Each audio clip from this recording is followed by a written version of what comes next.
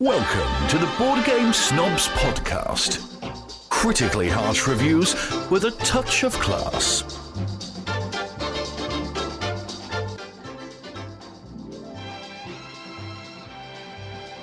Okay, go. Welcome, everyone, yet again, to another podcast by us, the Board Game Snobs.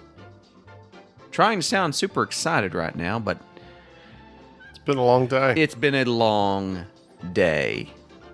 Perhaps too long. It's a work day. It's a work week. We both work. We're tired. Not only that, but we've been having some technical difficulties here lately at the Board Game Snobs. Extreme technical. Extreme technical. And if you know us, you would know that we're not that technical. We are, however, difficult. And we have suffered not only illness, family emergencies, but the death of our beloved Toshiba laptop. Was it Toshiba? No, it was actually a Lenovo, but with a Toshiba hard drive. Is it pronounced Lenovo or Lenovo? Oh, sure. It's kind of like how you see... I've heard it both ways. I have too, but you see it's not how people pronounce it Conoco. But it's actually Konoko. The gas station? Konoko, yeah. It's not Conoco. I disagree. Yeah, no, well, it's Konoko. The Konoko flow, like in you? In your business? Nope, not doing that. We're actually looking back this evening Hey. on not old podcasts, but old games. Well, actually, we're trying to keep it real. How's that? I'm keeping it real. I'm giving my real opinion on. When have you not? Well, I mean, I have decided. You've been giving fake opinions? No, I've been giving real opinions. I think. All right. That's dangerous right there. What's dangerous? Seems like your mic, a little touch of the mic, and off goes the drink. My drink? Yes.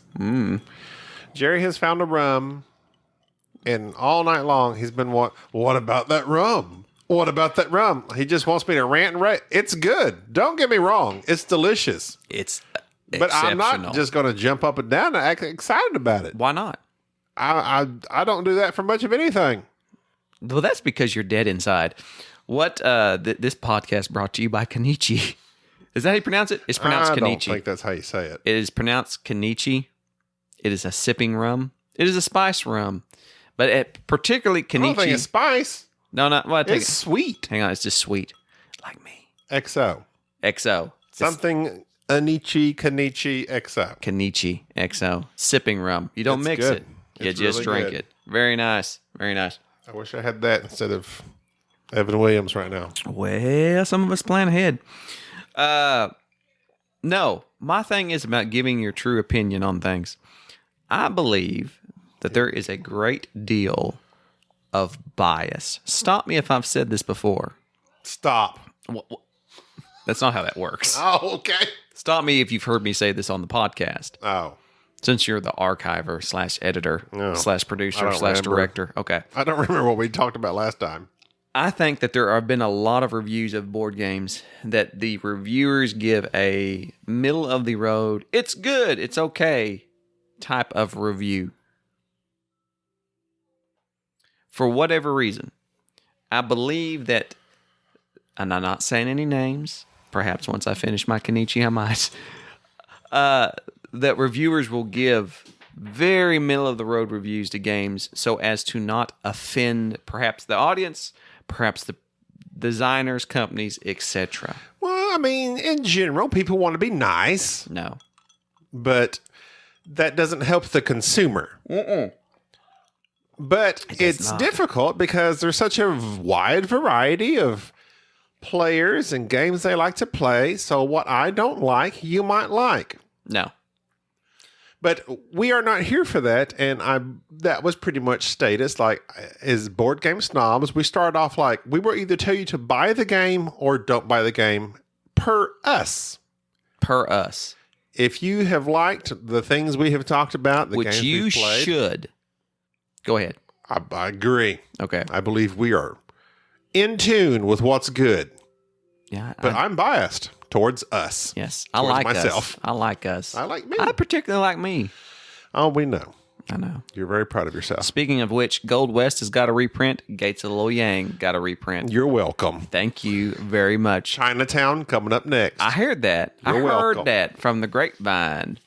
Well, anyways, so have I bantered enough? That's just a few minutes. I'm going to go back to our problems, our issues. Nobody cares about your problems. I don't when care this comes about out my 3 weeks problems. late, I want them to understand. They don't care. All right, fine. You know what? No. I'm done. They don't care. Go. They don't care. All right.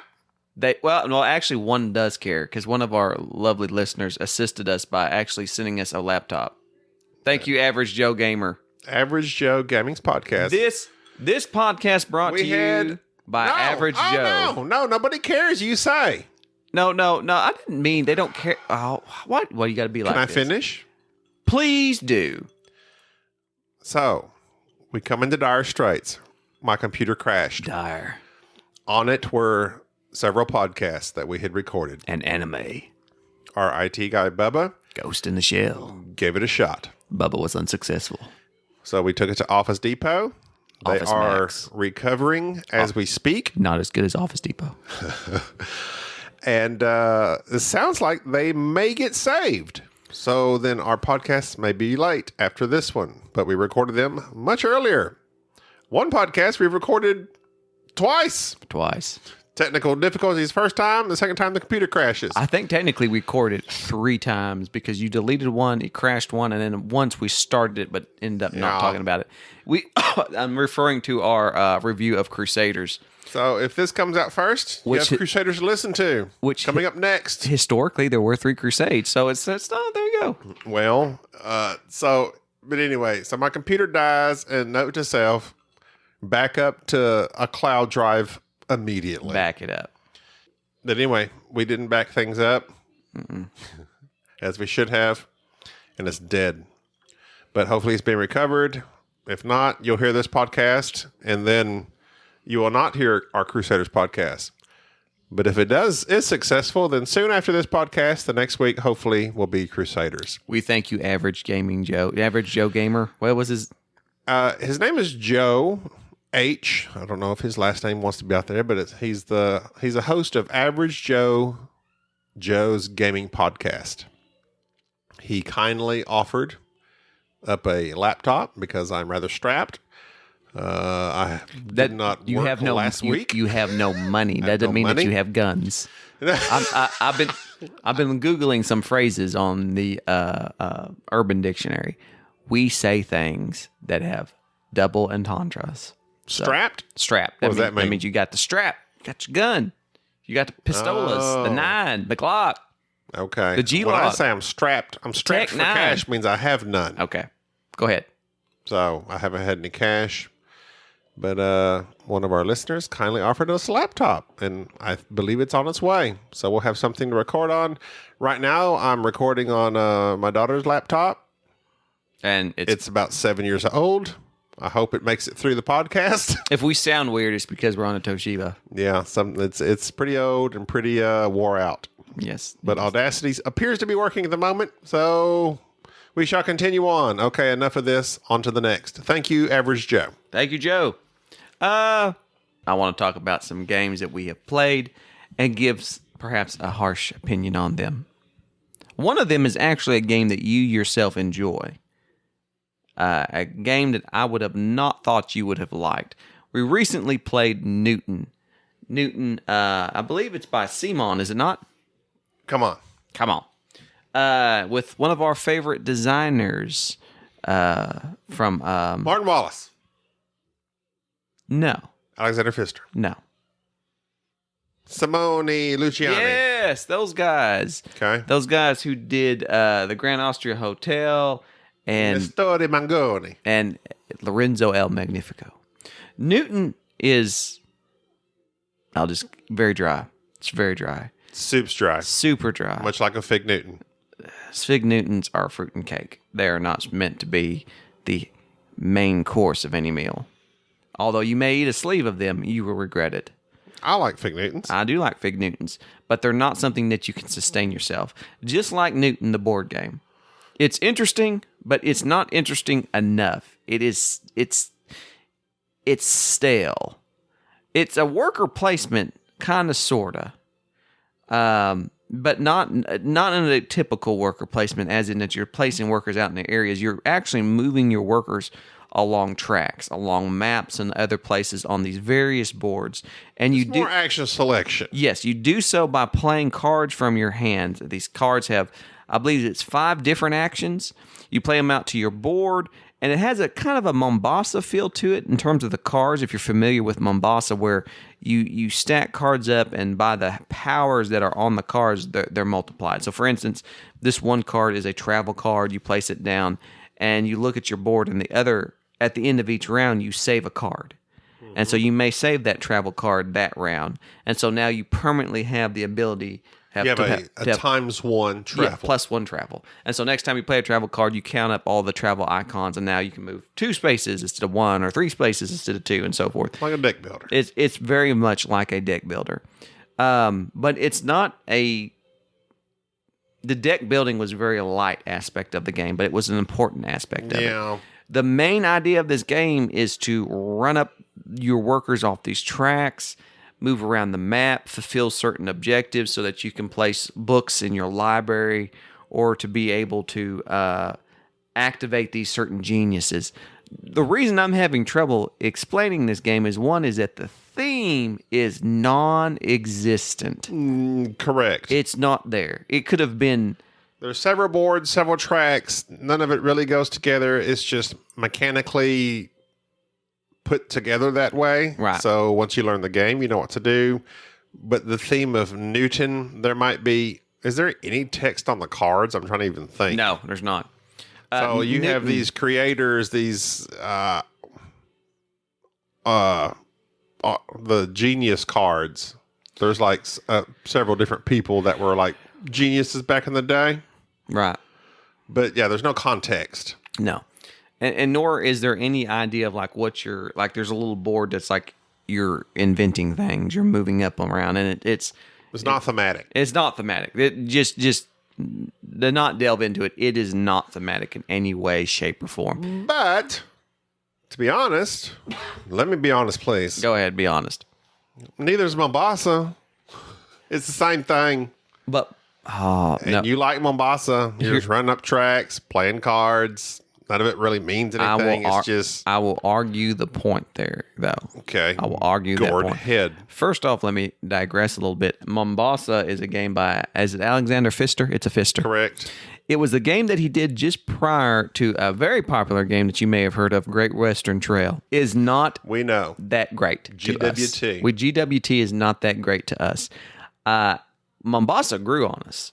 I really liked Mombasa. It didn't grow on me. It grew on you. It grew on me. I liked it. Gabi just... I like these types of games where they have several different mechanics with several different boards, and you're doing like 3 different things at once. Mombasa has investing, which I like. It has collection of like it's deck building, but it's not exactly feels like deck building. You may have heard that I've knocked deck building quite a lot on some other podcasts. I'm not a fan of deck building, but if it's done right and it's light and it's not the main focus of the game, I really enjoy it.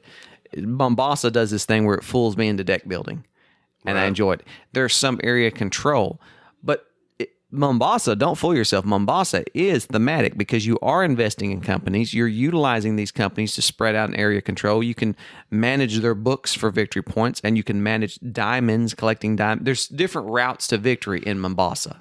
Well, when you say thematic, though, I'm thinking of like you're really involved in the theme of the quote-unquote story. Now, but there might be a game where the theme strings the mechanics together in a way that makes sense to you, but that doesn't necessarily mean it's thematic. Okay, well, let me get you. On a scale of 1 to 10, the theme in Newton is a 1.5. Yes. The theme in Mombasa is like a 4. They might. Okay, I often you hear the setting of the game. Yes. These games have settings, which makes sense because you got to have some sort of setting. You can't just have bland boards out there with numbers and move these cubes around and get them. Okay, yeah. So a setting helps. and making somewhat sense of what you're doing. But in Newton, no. You have a library where you're buying these books. Then you have a dude on this map that's traveling. Then you have a none of it really makes sense. It doesn't make any sense. Just to digress again, So much digressing. Mombasa's a good Euro. You should probably check it out. I prefer Mombasa over Newton right now. Done. Oh, I prefer everything over Newton. Not me. I like Newton a lot. Newton does have. Here's the deal. This is something that puzzled me about the game. When I first looked at it and read the rules, you can play a solo version of the game. Literally, the solo version of the game is just play the game. Yeah. Because even in absence of the other 2-3 players, it doesn't change anything. Nah. This is a solitary game. Even if you're with 4 people, it's You're just solitary. doing your thing. Newton is bland. It is very bland. I will say that I appreciate, and I'm going to say something nice about it.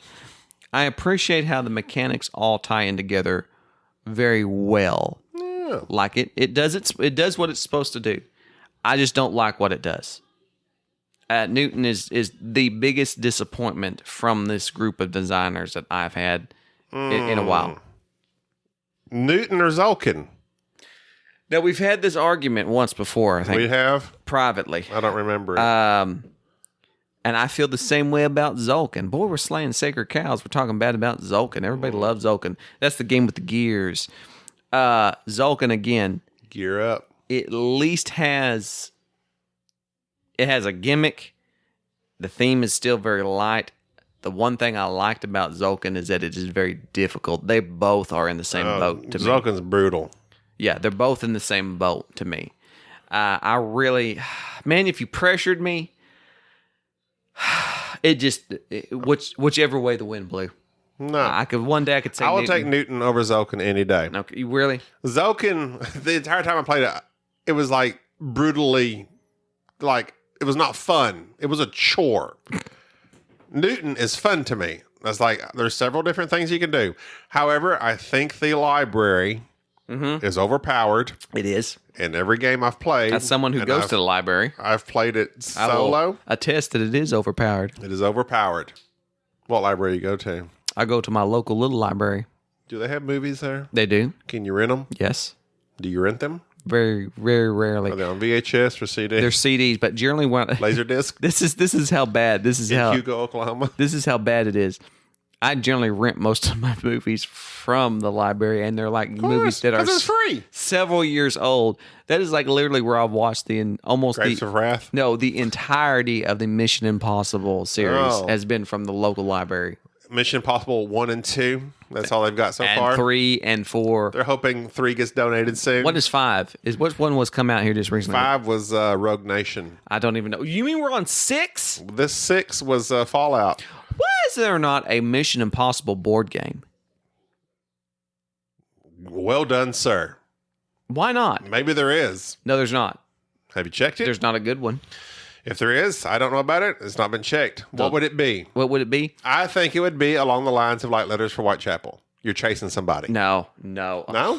Oh, gag No? me with a spoon. What? Who What's- says gag me with a spoon? What show was that? I can't remember. Robin Hood. Oh no, that that's Prince of Thieves? cut your heart out with a spoon. Oh. Gag me with a spoon was Cut my heart out with a spoon. That's tough. because it hurt more. Why? Because it hurts more, you twit. That was a great show. What a spoon. There is a Robin. There's like dozens of Robin Hood Robin games, Hood. but there's no Mission Impossible Mary games. Robin Hood and the Merry Men. Wasn't that a new one? Yeah, I wanted to play that. I haven't played it. We'll do it at BGG. Mission Impossible. That would be a good IP for a game. But what There's we lots of spy games that we've tried. What was the one with the dice placement? covert? Not good. Nope. But that's kind of a theme that I could see Mission Impossible being. Cracking codes. Just have a bunch of Tom Cruise is running a lot. He That's all runs. you gotta do. That's what I'm saying. That's from Whitechapel. Where's No, Tom Cruise at? He's running around. He's Have a little running. Tom just running. Yes. He's running, jumping up on and people's couches. Yes. No. Excellent. It would have to be a game where No, what's that Temple game? Temple Runner. Is it Temple Runner? Where Where you're running it like it's a time you roll the real-time game? dice. I can't remember. It'll come to me here in a That second. could be a Mission Impossible. No, I don't Tom want Cruise that. running game. Here's what. First off, if He is an excellent runner. he's in excellent shape. for 50-something years old. Yep. And they're making Mission Impossible 7 and 8 back to back. Are they? Yes. Oh. Back to back. That rascal can run. I wish I could run like that. He runs so straight up and with such determination. He does. He does. And I'm like, that rascal knows where he's going, and he's going trying to get there. He's going to make it.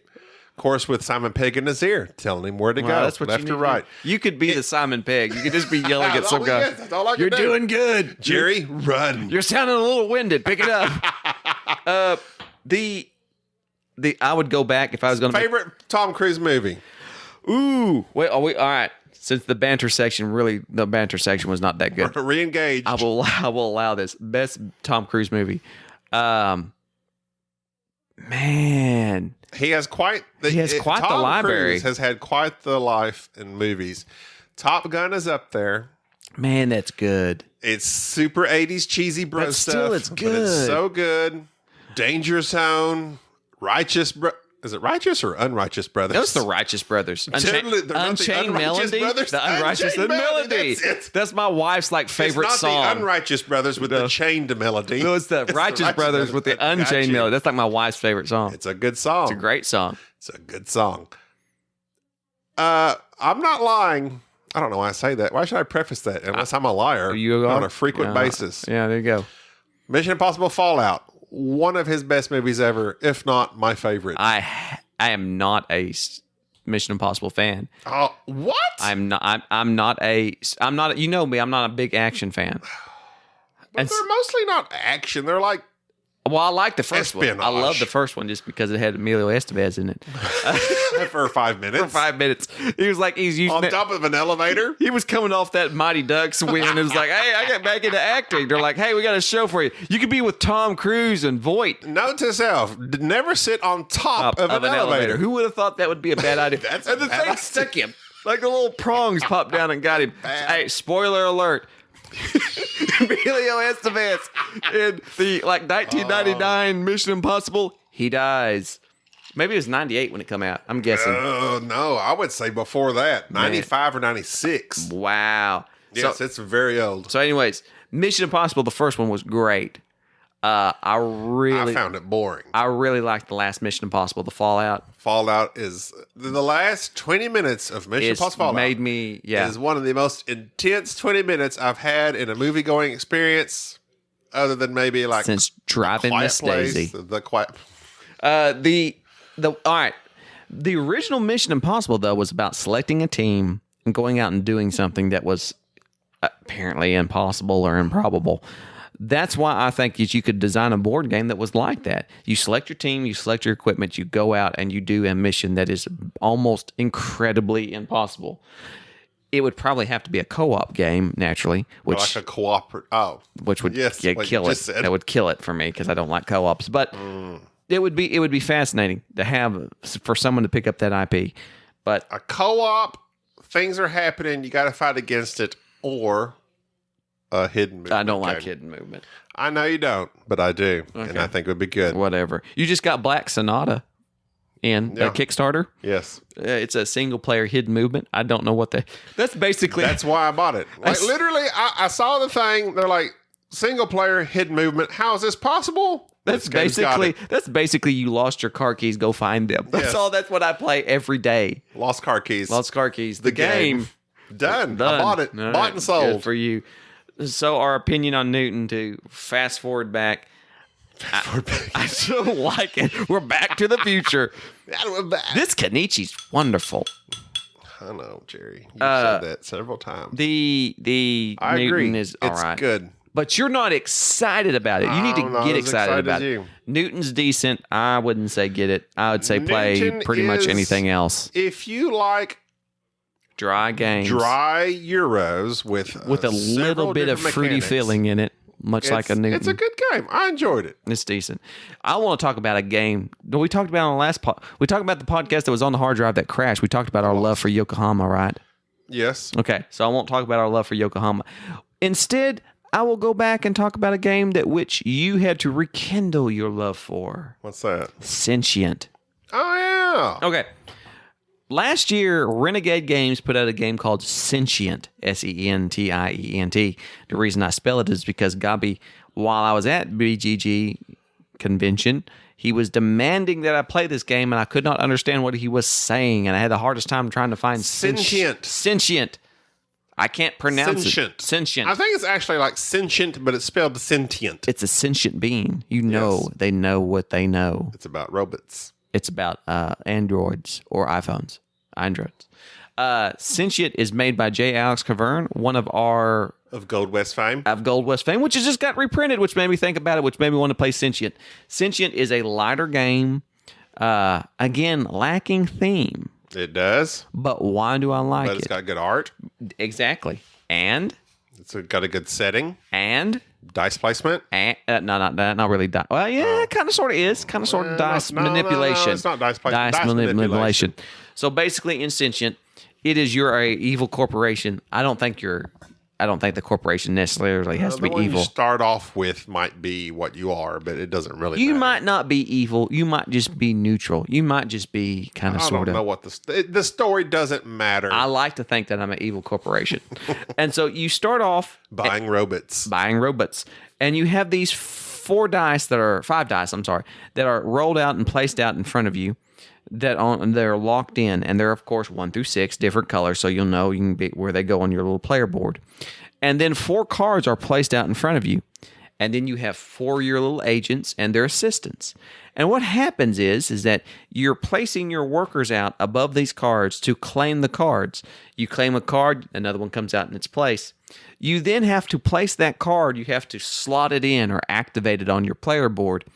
And basically, the card has requirements. So it will say something goofy like the dice on the left of the card has to be even and the dice on the right of it has to be odd.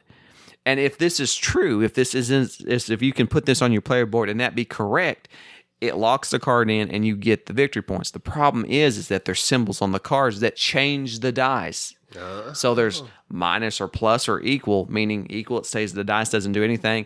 Minus, it goes down. Up, it goes. Plus, it goes up. So the dice are moving around on you. So you're trying to buy the specific card that you want and manipulate the dice so that the card is able to activate at the end of the round. You buy 4 cards, the round is over. This sounds like a simple game, but then you add in the investment part of it. The investment part of it are these little tiles that are out there next to the cards. After the round is over, everybody looks out, they look at the agents, and they see which player has the most agents or assistants out there, and whoever has the most in that little sector gets that. It's a little bit of bidding. Yeah, it gets it. You get that that investment tile, Right. And so the way the game ends is that however many investment tiles you have, you multiply that by that type of card. So if I have 3 investment tiles and I have 6 investment, 3 industry They're tiles, all like and it's 6 like industry, information, military, Transport, service. something. And so if you have 3 industry tiles and 6 industry cards, 3 times 6, that's your score for that one. And you go through. Very simple. So As far as that's concerned, the scoring's they're very just multipliers. They're just multipliers. But it's this pseudo bidding thing and trying to work your own board, but at the same time get what you want. So there's 2 different scorings. Every round you score the cards you purchase and That you are able to you're- activate. That you're manipulating the dice for. So if it says you need 2 4s to activate this dice for 7 points or 2 points, 2 point for 1 4, 7 points for 2 4s, well, then you want 2 4s up there. But it might say a plus or a minus. You got to manipulate the dice.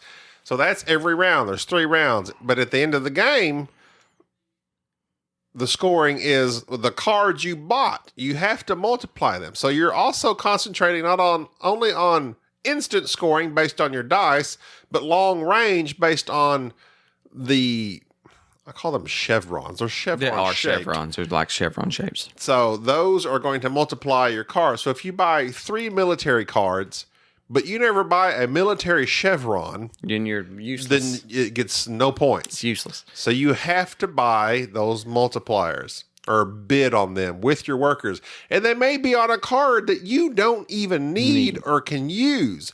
But at some point, those cards you have are going to be useless unless you get those chevrons. The game is only 3 rounds, so it's Very quick. Very quick. And the thing about this, yes, the theme, rather absent. The artwork, pretty decent. But what makes the game fun, it is a light game that is over in about 30 minutes, but it makes you think and you have to make interesting choices. For instance, you utilize your assistants to bid, but also deactivate certain factors of the card. For instance, you only have a limited amount of assistants each round. And so when you put your little agent out there to bid on a card, you can add as many assistants you want with that agent to up your bid. So you can put an agent out there and with 2 assistants, now your bid is 3. But the purpose of those 8 of those assistants is if you buy a card and you don't want that card to manipulate your dice, you can utilize assistants to cancel out the effect of the card. A game is fun when it offers you interesting decisions that, like I used to like to use the term, that give you pause. Sentient makes me think, it makes me pause. Every time we play it, I have to sit there and game out what I'm going to do, what industries I'm going to go after, what cards I'm going to buy, how I'm going to manipulate my dice. Am I going to put my assistant out there with my agent when I bid? Am I just going to use my agent? Where am I going to go? What are you doing? Because what you do affects me as well, because you always get cards that I want. You're going after industries I want. Do I need to refocus? For such a light game, it offers a lot of thinking, a lot of brain power behind it. I will say this. Sentient is my Splendor. Okay. Splendor, which I can see that. do not like Splendor. No. I do not like Splendor. Splendor is essentially you're collecting these gems to buy these particular tiles out there and so forth. This is essentially Sentient to me kills Splendor. Sentiently. Good pun. It kills Splendor and it kills Century Spice Road. Why you gotta be so violent? I like it. I like it a lot. If you like Century Spice Road, give Sentient a try. If you like Splendor, give Sentient a try. If you're the type of person that you found Azul like just mind-boggling, and you like Sangrata, and you like games like that are abstract, light on the theme. You like Sangrata? Sangrata? Sagrada. Sagrada? Isn't that a drink? Sentient. Sangria. Love that. And Blake you, Shelton. you know what I like better?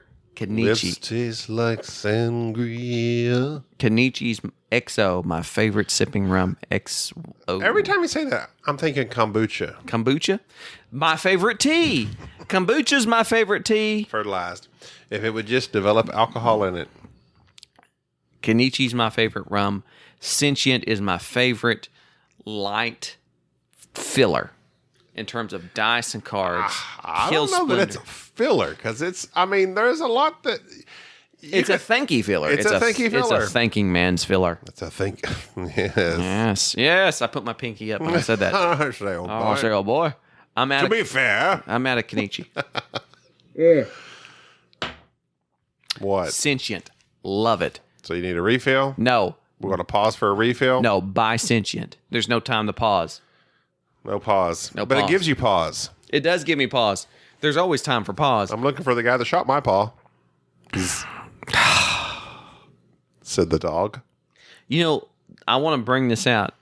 The episode that crashed on the hard drive, you were spot on all your jokes. And I was telling you after the podcast, your jokes were killer. Like during the podcast, I was like, this was great. This podcast? Sorry, I'm not feeling Not it. so much. Not so I'm much. out of whack. This isn't my computer. It's a setup I'm real nervous about. It's Toshiba.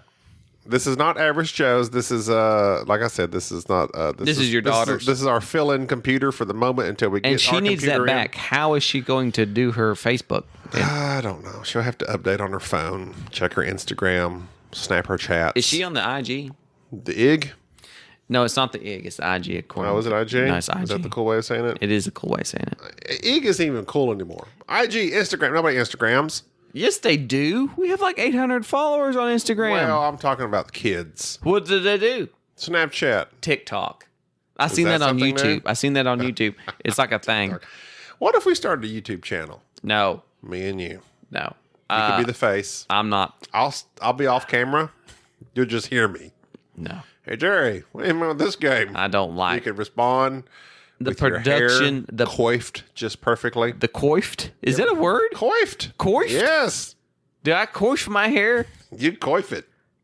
Coif it real good. Oh, my phone is dead, and I keep reaching for it. Oh. You never know how much you rely on your devices until they're dead. And like, this is like literally the fourth time I've reached for my phone, and it's dead, so I can't get to it.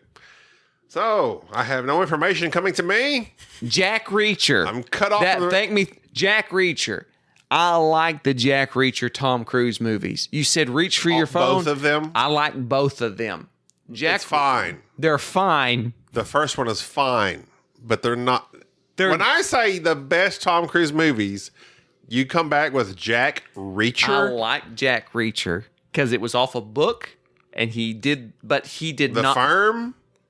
What was the Firm the one with? The John Grisham. He's a lawyer. Yes, but it's the one with. Far and Away with his wife of the time. it was okay. It was an epic. I didn't Back like in the Far day. and Away. Days I of like Thunder? the one Days of Thunder. That was so I've good. never seen that movie. Robert Duvall. Robert seen it. Duvall is your pit crew chief. All I know is Rubbin's Racing. I comes from wish that movie. Robert Duvall was my pit crew chief. He needs to be like in every movie. Robert Duvall can be in every movie. He almost is in every movie. Open Range. Loved Kevin it. Costner. Kevin Costner. Robert Duvall. Favorite Kevin Costner Done. movie. The Open Range is Just about. Next to Silverado. Silverado, Even which though I just Silverado's watched, like an ensemble piece. and Dances with Wolves, obviously. I don't like Dances And with Wolves. that's where we're going to end this podcast I don't right like now it. because No. I'm leaving. No. How can you not like an epic that is Dances with Wolves? Okay, because Dances it should with have Wolves. ended an hour before it did. But no, Dances with Wolves. it had a perfectly good spot. Where? Oh, here's Where? a nice ending. Where did it end? An hour before it did. No, And Tatanka. then, like, everything goes terrible. That's what happened. That's what really happened. Dances with Wolves was not based on a true story. But They could that have is- made it up. It was an analogy of what happened to the Indian people, the Native I Americans, understand the that. Native Americans at that time. I understand that.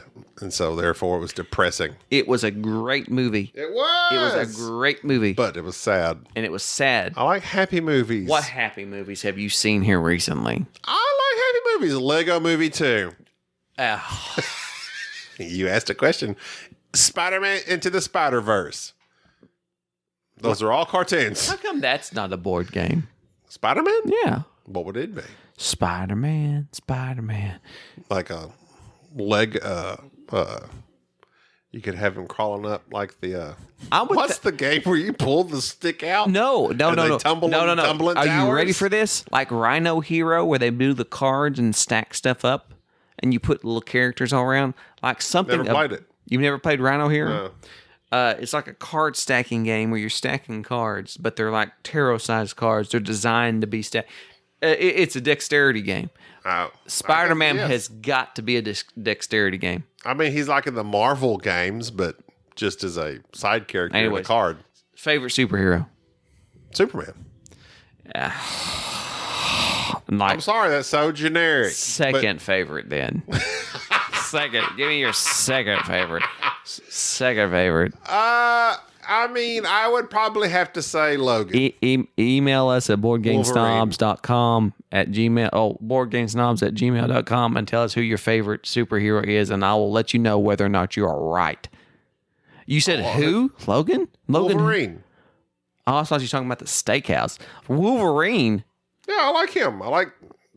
Okay, I take that back. I'm only going based on, Superman I know from comics and movies. Yeah. But Wolverine, I only know from the movies. I didn't really read the X-Men comics, but I like Hugh Jackman's Wolverine.